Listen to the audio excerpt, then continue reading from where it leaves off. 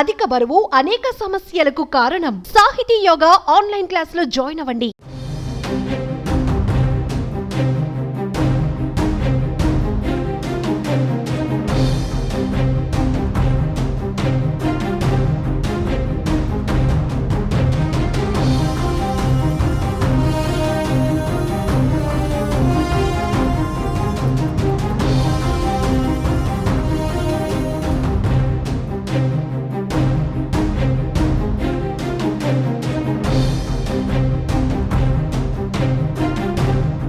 హైదరాబాద్లో కాల్పులు నగరాన్ని ఉలిక్కిపడేలా చేశాయి. ప్రైవేటు ట్రావెల్స్ మేనేజర్పై దుండగుల కాల్పులు కలకలం రేపింది. కాల్పులు జరిపిన వారిని బీదర్ ఏటీఎం దొంగల ముఠాగా పోలీసులు తేల్చారు. ఉదయం సినిమాస్టిక్ స్టైల్లో బీదర్లో భారీ దోపిడీకి పాల్పడ్డారు దొంగలు. ఏటీఎంలో డబ్బులు నింపేందుకు వచ్చిన వాహనంపై కాల్పులు జరిపి 2 గార్డులను చంపి సొత్తు ఎత్తుకు వెళ్లారు.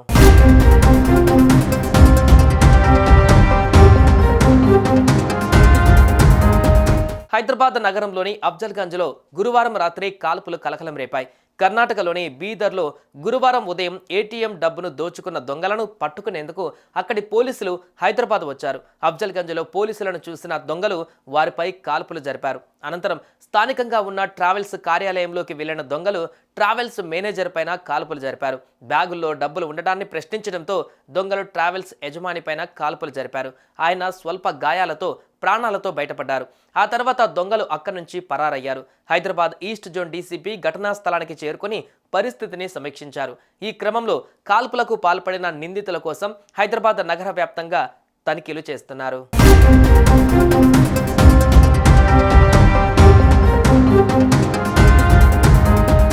బీదర్ దొంగల ముఠా కోసం 8 పోలీస్ ప్రత్యేక బృందాలు గాలింపు చర్యలు చేపట్టాయి. నిందితులు ఛత్తీస్గఢ్ రాయ్పూర్కు చెందినట్లు పోలీసులు గుర్తించారు. అడ్డదారులలో రాయ్పూర్ పారిపోయినట్లుగా పోలీసులు అనుమానిస్తున్నారు. అఫ్జల్గంజ్ నుంచి ట్యాంక్ బండ్ వరకు ఆటోలో వెళ్లినట్లుగా సీసీ కెమెరాల ద్వారా గుర్తించారు. అక్కడి నుంచి ఎటువైపు వెళ్లారని పోలీసులు గాలిస్తున్నారు.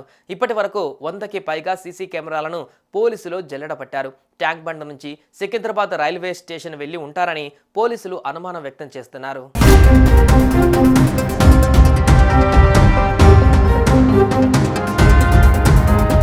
కర్ణాటకలోని బీదర్లో శివాజీ చౌక్లోని ఓ ఏటీఎం కేంద్రంలో డబ్బులు పెట్టేందుకు వచ్చిన సిబ్బందిపై దొంగలు కాల్పులకు పాల్పడ్డారు.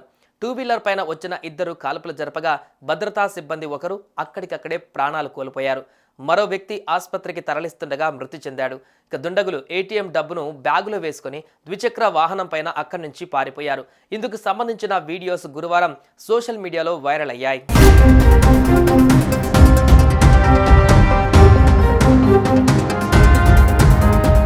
ఇక అక్కడి నుంచి మధ్యాహ్నం సమయంలో 2 వ్యక్తులు వచ్చి హైదరాబాద్ అఫ్జల్గంజ్ రోషన్ ట్రావెల్స్లో టికెట్లు రాయ్పురకు బుక్ చేసుకున్నారు.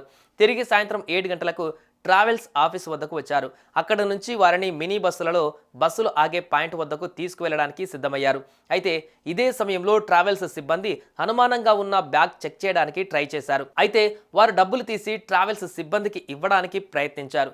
ఈ క్రమంలోనే అదే మినీ బస్సులో ఉన్న కర్ణాటక పోలీసులు తాము పోలీసులమని ట్రావెల్స్ సిబ్బందికి చెప్పారు. దీంతో తత్రపాటుకు గురైన దొంగలు బ్యాగ్లో నుంచి తుపాకీ తీసి కాల్పులు జరిపారు. దీంతో మేనేజర్ జహంగీర్కు పొత్తి కడుపుతో పాటు కాలికి గాయాలయ్యాయి.